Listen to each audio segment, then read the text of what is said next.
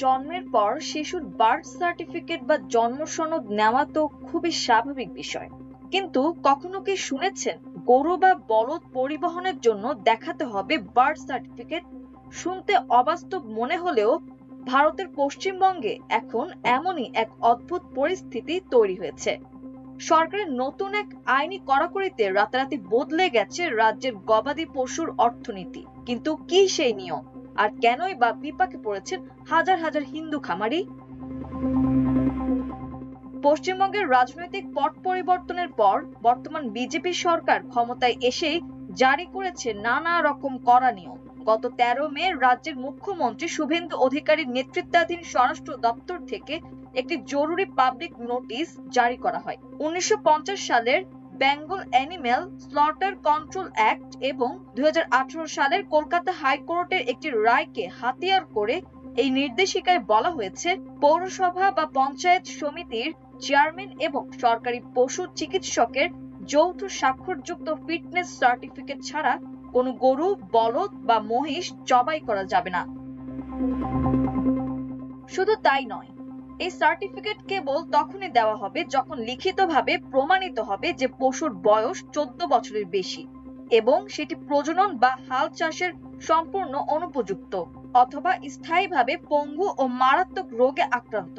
এছাড়া রাস্তাঘাট বা যে কোনো খোলামেলা স্থানে পশু কোরবানি সম্পূর্ণ নিষিদ্ধ করা হয়েছে। এই নিয়ম লঙ্ঘন করলেই 6 মাসের জেল এবং 1000 রুপি জরিমানার বিধান রাখা হয়েছে। সরকারের এই নতুন নিয়মের কারণে সবচেয়ে বড় ধাক্কা লেগেছে পশ্চিমবঙ্গের গবাদি পশুর অর্থনীতিতে। রাজ্যের মালদা, মুর্শিদাবাদ, নদিয়া, উত্তর ও দক্ষিণ 24 পরগনা এবং বীরভূমের মতো জেলাগুলোর কোরবানির হাটগুলো মূলত নিয়ন্ত্রণ করেন হিন্দু খামারি ও ব্যবসায়ীরা। প্রতি বছর কোরবানির ঈদকে কেন্দ্র করে তারা কোটি কোটি টাকার ব্যবসা করেন, কিন্তু এবার চিত্র সম্পূর্ণ উল্টো।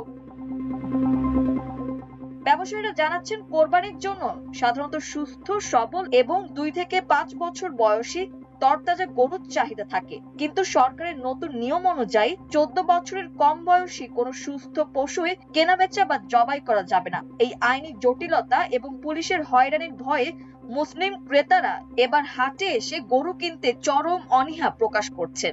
অনেকে বাধ্য হয়ে ছাগল বা ভেড়ার দিকে ঝুঁকছেন, যার ফলে লোকসান ও চরম বিপাকের মুখে পড়েছেন রাজ্যের হাজার হাজার হিন্দু পশু ব্যবসায়ী ও খামারি।